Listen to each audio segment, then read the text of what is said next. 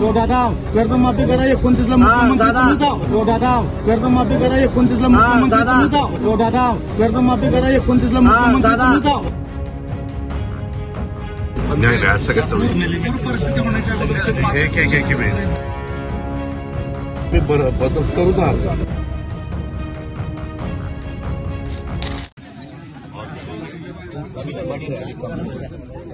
आज अभी भी पानी बढ़ रहा है.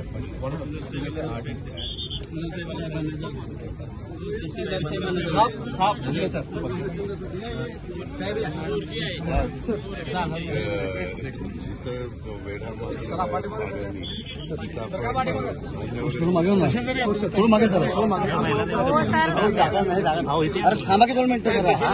थांबा 2 मिनिटं करा प्रश्न आहेत म्हणून आम्ही आलो. थांबा की जरा 2 मिनिटं पाणी करायचं आले ते किती प्रश्न ऐकलं नाही.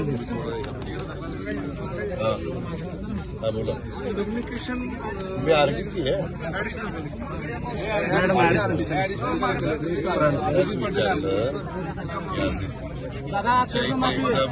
कलेक्टर उंच हो दादा आपल्या ग्रामीण भागात विट्टी दांडू म्हणतात. बरं पुढे बोला. सर मेजर लोकसंख्या आपण शिफ्ट केलेली आहे आता 2 मिनिटं तुम्ही मागे सरका ना. महिला मागे सरका 2 मिनिटं करा. कोण महिला पोलीस कोण आहे आपल्या द्या ना पाहिजे ना थोडा पिछे. आमदार साहेबांच्यामुळे परवा दिवशी पाणी वाढलेल्या पूर्वीपासूनच आपल्या व्हिजिट सुरू झाल्या. आपण आता जवळपास 4,500 लोकांना शिफ्ट केलं आणि 23 निवारा केंद्रात आहे. थोडे काही किरकोळ पण येतं पण त्यांच्या जीवाला धोका नाही. शेतात वगैरे अडकलेले वस्तीवर असलेले असं पाणी आहे असं नाही. सुरक्षित म्हणजे पाणी. आणि आता तर हे नॅशनल हायवेचे अधिकारी म्हणतात 8 इंच पाणी वाढलं. तिकडं आपल्या जिथून मूळ तालुक्याची बॉर्डर होती तिथं पाणी कमी व्हायला लागलं. हळूहळू 1-2-3 कमी होईल. बरोबर आहे. जिथे भाड्यात पण कमी झालंय. खाली यायला 10 भाड्यात कमी झालंय आणि आमच्या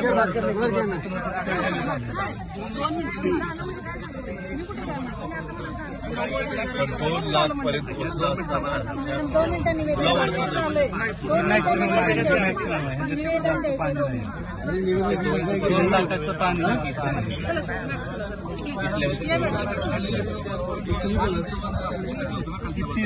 मॅक्सिमम कॅपॅसिटी आहे ती 700 चालू आहे.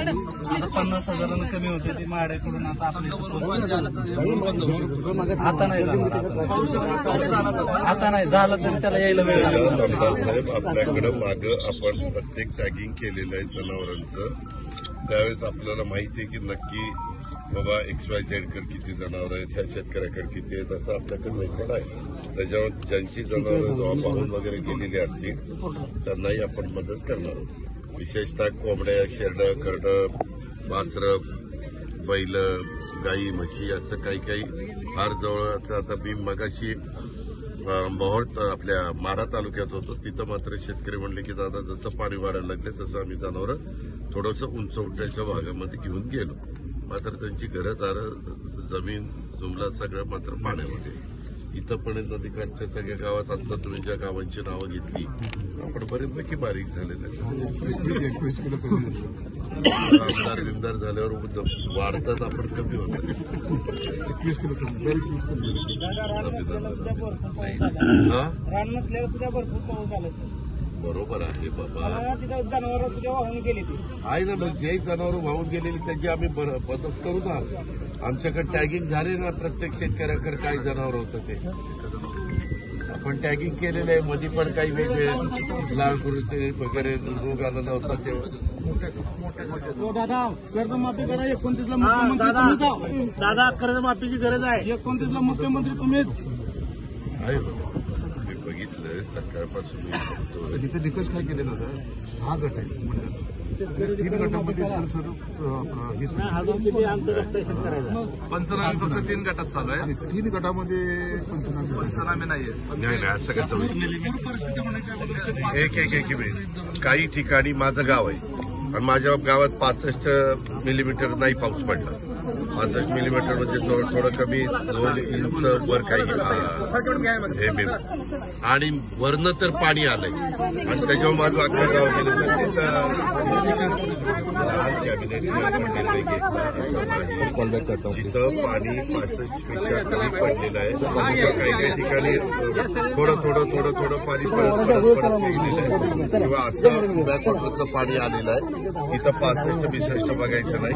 शेतकऱ्यांचं जे नुकसान झालेलं असेल, ज्यांच्या जमिनी आणि पिकाचं जे काही नुकसान झालेलं असेल, घरांचं नुकसान झालेलं असेल, काही आता या पाणी उचलल्यावर आपल्याला कळेल की कुणाकुणाच्या जमिनी खरडून गेलेल्या बऱ्याच आमच्या शेतकऱ्यांच्या जमिनी पण खरडून गेलेल्या तिथं आपल्याला त्यांना मदत करायची आहे.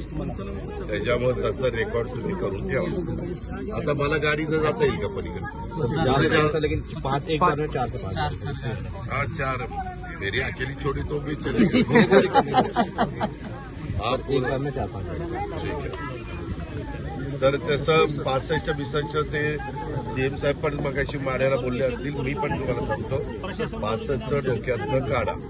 आता आपल्याकडे एरिया जो जास्त झालेला आहे, जो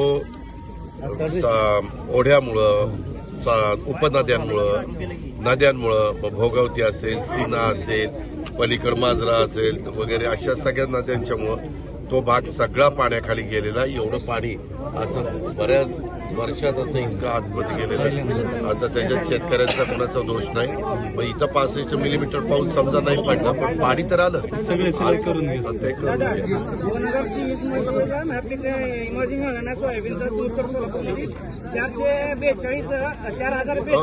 आपण मधी सगळ्या आम्ही कलेक्टरांना सांगितलं होतं की जे मागचं आहे ते सगळं पाठवा.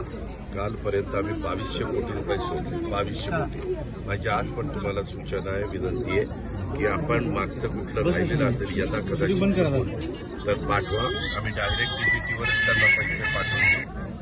पण ते तुमच्याकडनं आले पाहिजे.